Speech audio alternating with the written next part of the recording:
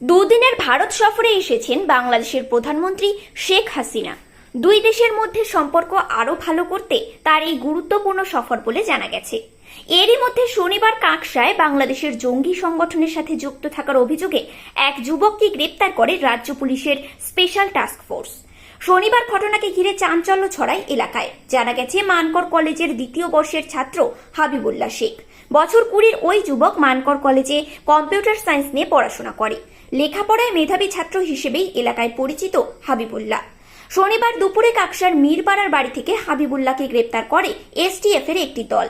STF সূত্রে জানা গেছে, বেশ কয়েক মাস ধরে ওই যুবক বাংলাদেশের জঙ্গি সংগঠনের সাথে রীতিমতো যোগাযোগ রাখত। বিষয়টি জানার পরে তার উপরে নজর রাখা হচ্ছিল। তার গতিবিধির উপরে নজর রাখার পরেই একাধিক তথ্য প্রমাণ হাতে আসতেই শনিবার অভিযান চালিয়ে তার বাড়ি থেকে তাকে গ্রেপ্তার করে এসটিএফ এর একটি দল। তাকে প্রথমে আটক করে নিয়ে আসা হয় কাকসা থানায়। সেখানে তাকে জিজ্ঞাসাবাদ করার সাথে সাথে তার বাবাকেও আটক করা হয়। কয়েক ঘন্টা ধরে চলে ম্যারাথন জেরা। খতিয়ে দেখা হয় তার ব্যবহৃত ল্যাপটপ ও মোবাইল। রাতেই তাকে একাধিক ধারায় গ্রেপ্তার করে কাকসা থানার পুলিশের হাতে তুলে দেয় এসটিএফ এর আধিকারিকরা। এটা তো প্রথমবার হলো না, এর আগে আমরা গোপালপুর থেকেও দেখেছি এরকম একজন কলেজ ছাত্রকে এনআইএ ধরেছিল এই দেশদ্রোহী তা কাজে লিপ্ত থাকার অভিযোগে।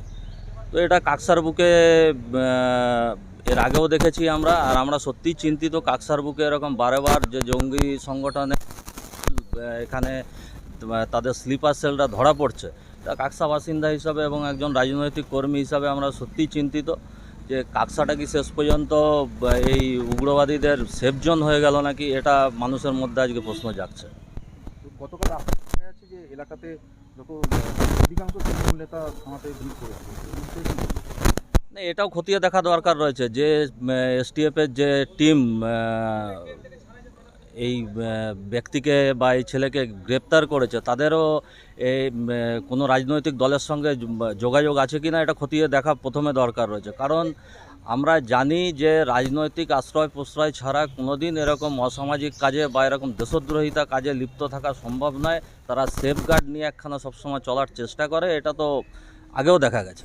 এখনো পর্যন্ত ওই যুবক কার কার সাথে যোগাযোগ করেছে, আরও কেউ জড়িত আছে কিনা তা খতিয়ে দেখছে এসটিএফ। এলাকা সূত্রে জানা গেছে, পড়াশোনা ছাড়া বেশিরভাগ সময় সে ল্যাপটপ ও মোবাইল নিয়েই পড়ে থাকতো। বাড়ির বাইরে খুব একটা দেখা যেত না তাকে। এলাকায় মেধাবী ছাত্র হিসেবেই পরিচিত হাবিবুল্লাহ। কী কারণে সে জঙ্গি সংগঠনের সাথে যুক্ত হয়েছিল তা বুঝে উঠতে পারছে না এলাকার মানুষ। হাবিবুল্লাহর গ্রেপ্তারের খবরে এলাকা জুড়ে চাঞ্চল্য ছড়িয়ে পড়ে। রাতেই কাকসা থানায় ভিড় জমান স্থানীয় তৃণমূল কর্মীরা। থানায় তৃণমূল কর্মী সমর্থকদের ভিড় জমায় নানান প্রশ্ন উঠতে শুরু করে। এলাকা সূত্রে জানা গেছে, হাবিবুল্লাহর গোটা পরিবার তৃণমূলের সাথে যুক্ত। তৃণমূল সমর্থক হিসেবেই তারা পরিচিত এলাকায়। একাধিক ধারায় মামলা রুজু করে ধৃত হাবিবুল্লাহকে আজ আদালতে দেখা বলতে আমি তো দেখছি এখানে, আমার বহুত দিন থেকে এসে দেখছি, আমরা আসার পর থেকেই দেখছি। আমি তো প্রথম এখানে, তারপরে তো সব এসছে দেখছি। এই ব্যাপারে আমি ঠিক জানি না। ছেলেটাকে ভিতরেই পড়াশোনা করতো, এখন স্কুল কলেজে যখন যেত জানি না ওই ব্যাপারে। না না না, বেশি বেরোতো না। না, ওই শুক্রবারে মনে হয় নামাজ টামাজ পড়ার টাইমে দেখা যেত দু একদিন, তাছাড়া খুব একটা দেখতে পাই। কালকে আমি দেখি নাই, আমি ঘরের ভিতরে ছিলাম। ছেলেরা ওই যে 3টে গাড়ি এসে দাঁড়িয়েছে, সব বলছে ওটাই। না, আমার এমনি তো আগের কোনো ইয়ে ছিল না, এখন এইসব শুনে একটু ইয়ে লাগছে যে ওই বলছে জঙ্গি না কি পাওয়া গেছে, এইসব বলছে এইগুলো, তাছাড়া তো অন্য কিছুই না। হ্যাঁ, সে তো 100 বার এর দুর্ঘটনা যদি কোনো ঘটে তাহলে ভয় লাগবে না। আমার নাম শ্যামল পাল। करके लेके गया, हम जब लेके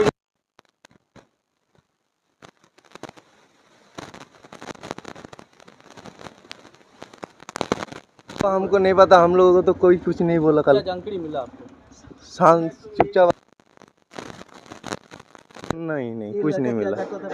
लड़का तो पढ़ता था मानकर कॉलेज में, आसान सा होगा था, कुछ नहीं करता था, जाता था, नमाज भी पढ़ता था। ऐसे व्यवहार कैसा था? वैसा था, किसी का साथ नहीं मिलता था।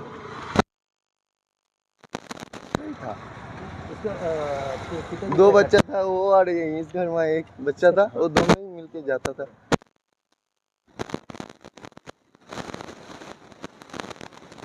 लेकिन पापा भी अच्छा था बहुत। तुम्हारा दोस्त था?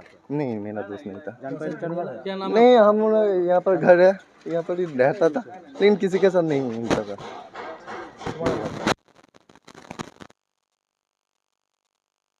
বাইরে দেখা যেত না বাইরে অত বেরোয় না। ছোট থেকেই না ছোটোতে তখন পড়াশোনা নিয়ে থাকে, এখনও তো বাইরে বেশি দেখা যায় না, ঘরের মধ্যেই বেশি থাকে। ওই টিউশনি প্রাইভেটে এগুলো যায়, আর ঘরের মধ্যেই বেশি থাকে, বাইরে অত বেরোতো না। এর ক ভাই বোন? এক ছেলে এখন। এক ছেলে এক বোন। এমনি ভালো হয়েছে পরিচিত? আমাদের সঙ্গে ভালো পরিচিত নয়, কারণ আমাদের সঙ্গে ঝামেলা এটা লেগেই থাকে। এটা মানে সেটা। বাইরে বেরোতো নাকি? হ্যাঁ, বাইরে বেরোতো না খুব একটা? বাবা কি ছেলেটা করে? কারোর সঙ্গে অত মিশতো না।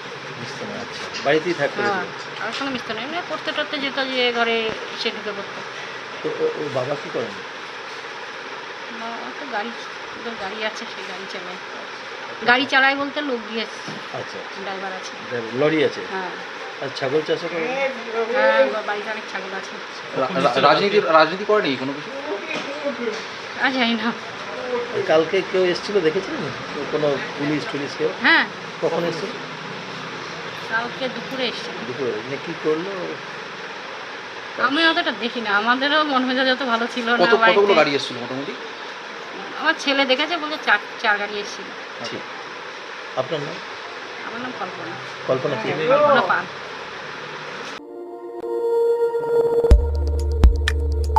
আমাদের সাথে থাকুন এবং দেখতে থাকুন নিউজ প্রাইম টাইমস, আপনাদের সাথে আপনাদের পাশে।